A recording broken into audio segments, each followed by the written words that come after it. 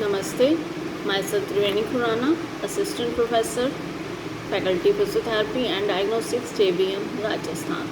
Today we are going to discuss about fluidotherapy. Along with fluidotherapy, we also cover heat versus cold. Now start with fluidotherapy.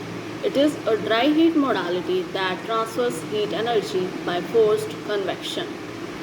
It consists of cellulose particles circulated by hot air.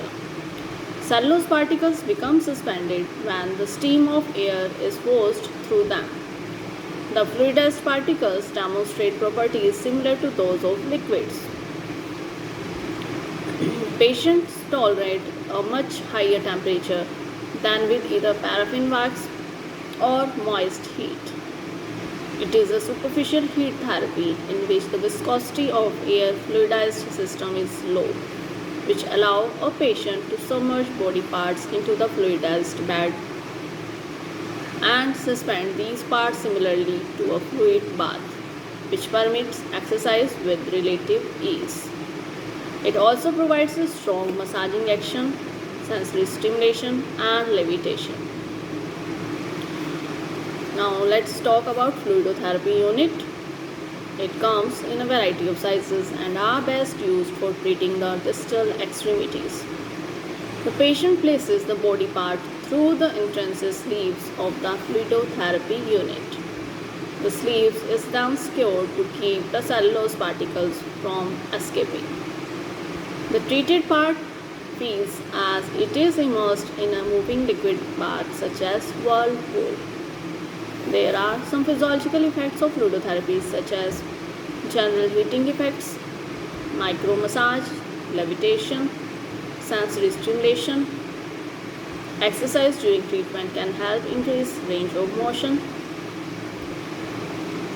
In the beginning programs for desensitization, lower ranges for patients who have greater tendency for edema formation, and its temperature ranges in between 38.8 degrees Celsius to 47.8 degrees Celsius should be kept. Patient may not be able to tolerate higher temperatures. Agitation can be controlled for patient control, comfort. Patient can perform exercises while the affected body part is within the cabinet itself.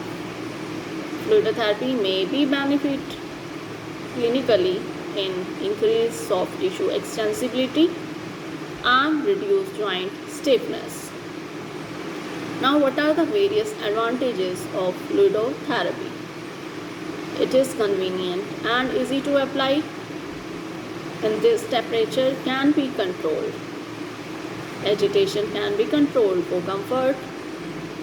A variety of unit sizes allow for most body areas to be treated. Allow for exercise during intervention, and it also provides a dry, comfortable heat.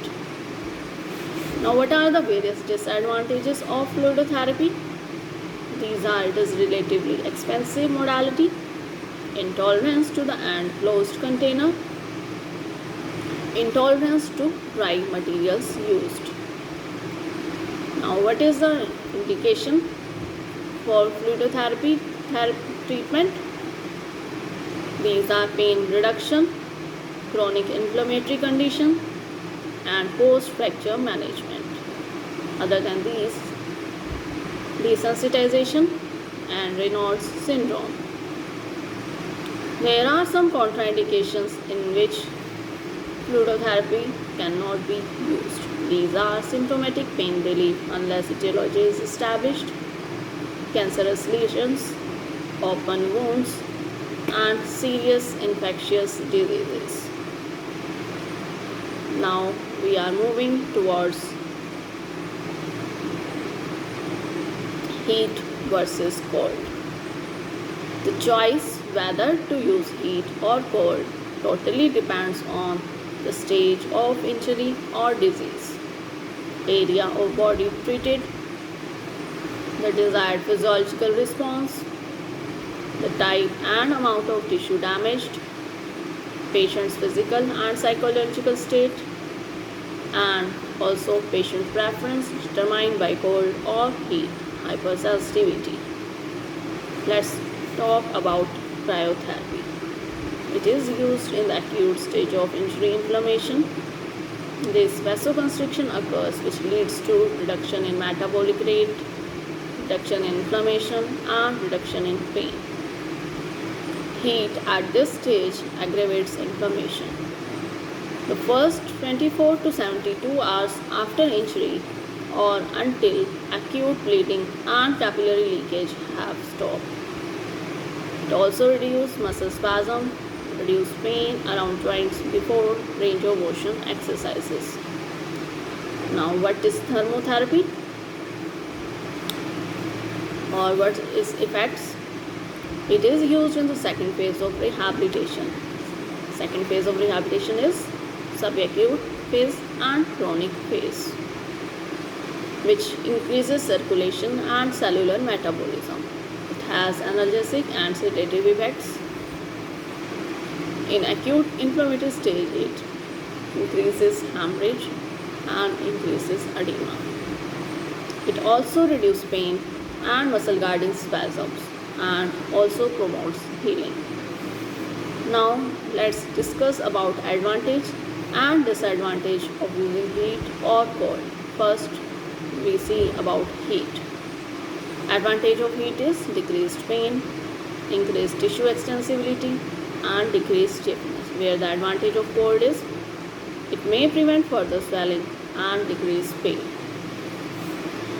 Now, disadvantage of heat is it may aggravate swelling, whereas disadvantage of cold is increased stiffness and it decreases tissue extensibility.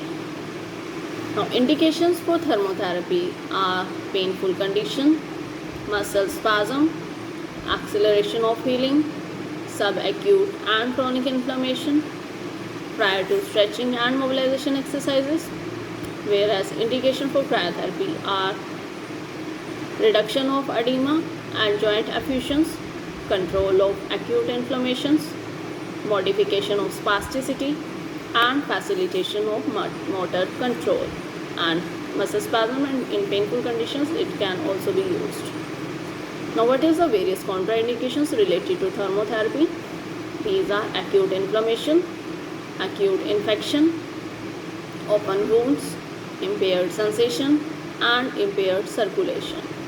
Whereas contraindications for cryotherapy are cold hypersensitivity, peripheral vascular disease, over a degenerated peripheral nerve, and over an open wound. Thank you.